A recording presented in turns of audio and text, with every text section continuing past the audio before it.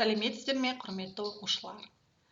Бүгін 6 сынып қазақ әдебиеті Оралхан Бөкей, Тортай мінер Ақбозат әңгімедегі кейіпкерлер іс-әрекеті.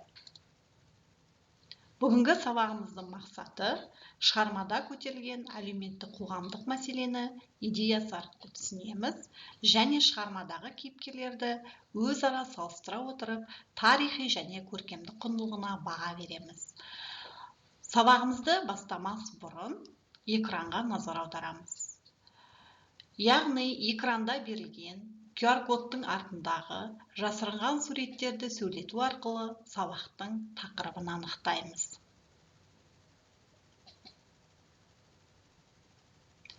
Жақсы оқушылар, яғни жасырынған суреттер қандай болды?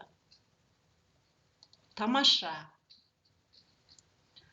Ораш пен Тортайдың бірге кітап оқып отырған суреті, Ақбозаттың суреті және жазушы Оралхан Бөкейдің суреті ашылды.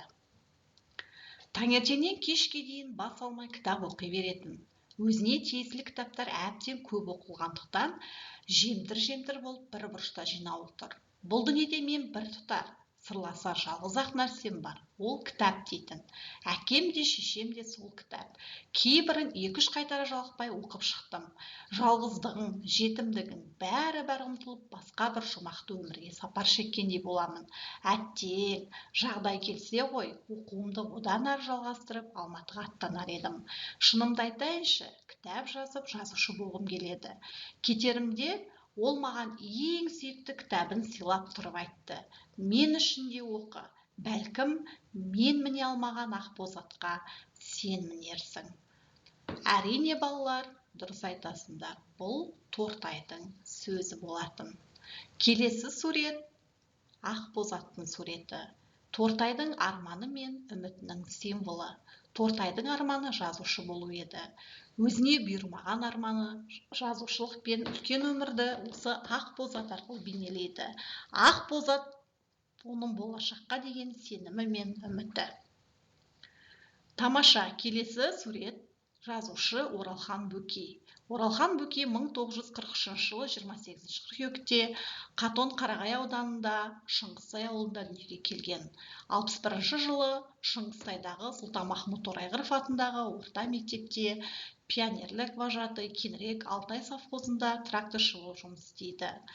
1968 жылы Қазақ мемлекеттік университетінің журналистика факультетін сырттай бітірді. 1968 жылдан бастап Алматыда тұрды.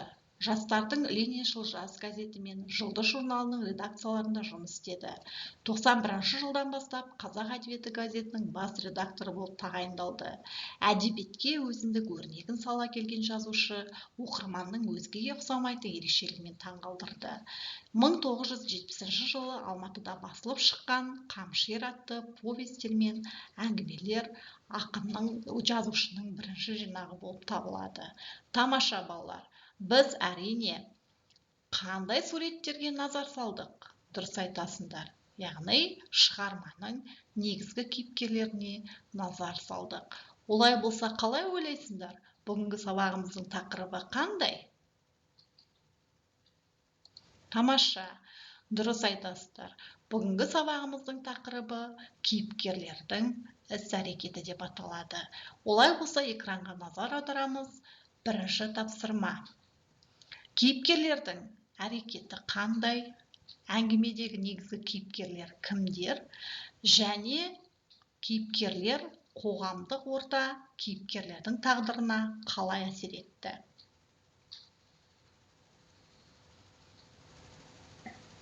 Тамаша. Олай болса, өзіміздің жауабымызды ықтимал жауаппен салыстырайық. Әрине, негізгі кейіпкерлер Тортай мен Ораш. Тортай жетім бала, кітапты көп оқиды, арманы асқақ жазушы болу. Яғни, кейіпкерлерге қоғамдық орта қалай әсер етті? Тортай тұрмыстың қиындығына тап болған, үлкен өмірге жете алмайды, ауылда қалып, ауыр тағдырдың иесі болады. Тамаша оқушылар, олай болса, келесі тапсырмаға назар аударамыз. Екінші тапсырмада Аян мен Тортайды салыстырамыз, шығармадағы табиғат көрінісін суреттейміз, шығармадағы әлеуметтік мәселені талқылаймыз, басты кейіпкер Тортайдың мінезі, арманы, өмірлік жағдайын зерттейміз.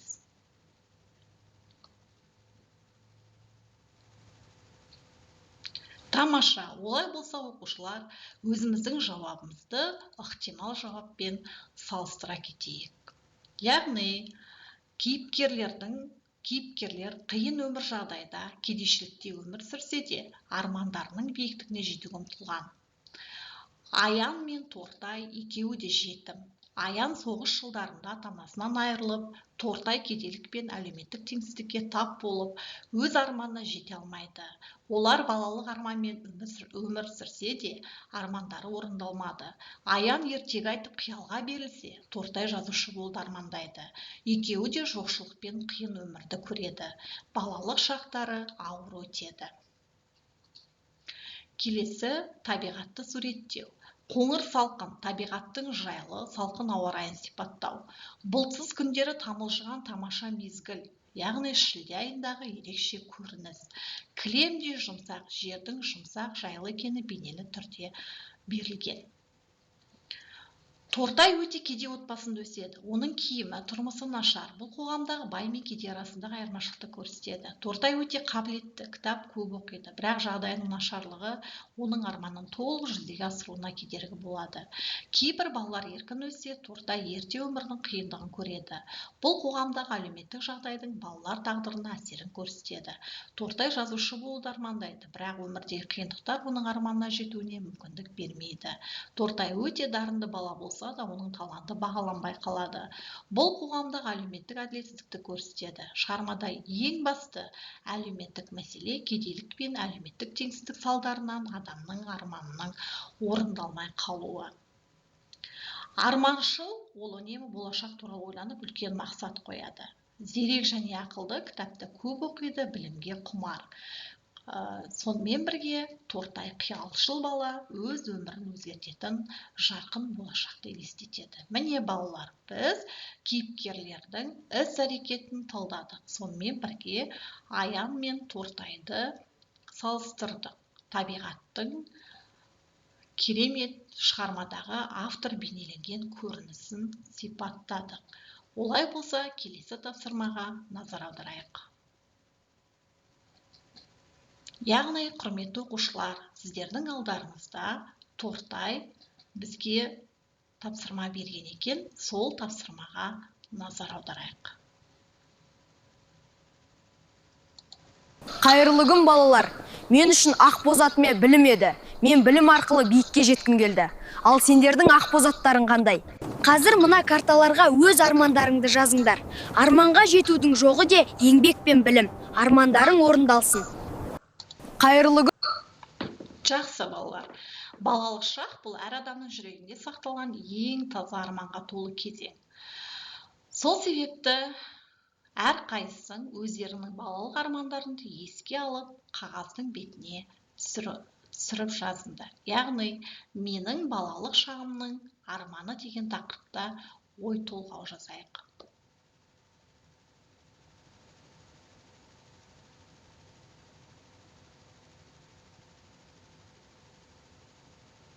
Жақсы балалар, келесі тапсырма, яғни шығарма кейіпкерлері бойынша шын жалған ақпараттарды анықтаймыз. Олай болса, тақтаға назар аударайық. Бірінші сұрақ. Ақбоз аттың иесі ораш, ақиқат па, жалған ба? Әрине, жалған. Келесі. Тортай үңгірде тұрды. Ақиқат па, әлде жалған ба? Дұрыс айтасыңдар, әрине, ақиқат. Келесі сұрақ. Тортай жетім бала. Дұрыс айтасыңдар, әрине, ақиқат.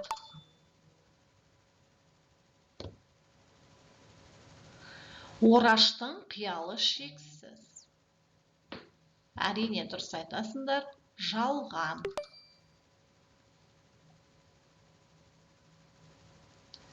Ораштың құлағының мүкістігі бар. Жалған. Әрине дұрыс айтасыңдар.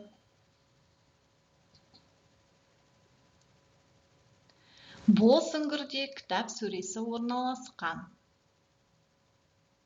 Дұрыс айтасыңдар, ақиқат.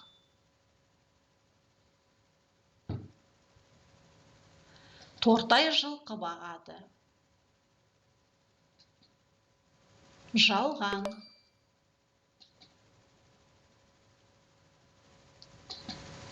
Соңында ораш өз-өзін кінәлі санайды. Дұрыс айтасыңдар, әрине, ақиқат.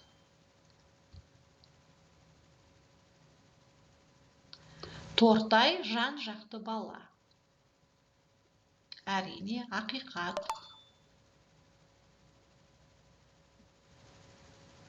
Оқиға соғыс уақытында болды. Дұрыс айтасыңдар, әрине, жалған.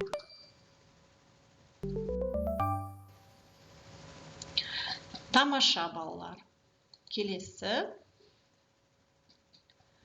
Сонымен балалар, біз бүгін кейіпкерлер әлемін жан-жақты талдадық. Олай болса, жалпы сабағымызға қорытынды жасап кетейік. Яғни, біз бүгінгі сабақта әдеби шығармада көтерілген әлеуметтік қоғамдық мәселені анықтадық. Әлеуметтік қоғамдық мәселені идеясы арқылы түсіндірдік. Шығармадағы кейіпкерлерді салыстырдық. Сонымен бірге тарихи және көркемдік құндылығына баға бердік. Олай болса, оқушылар алдарыңызда QR-код арқылы бүгінгі сабаққа кері байланыс берулеріңіз сұралады. Яғни, бүгінгі сабақ бойынша мен нені түсіндім, нені осы уақытқа дейін білдім, және болашақта нені меңгеруім керек. Назарларыңызға рахмет.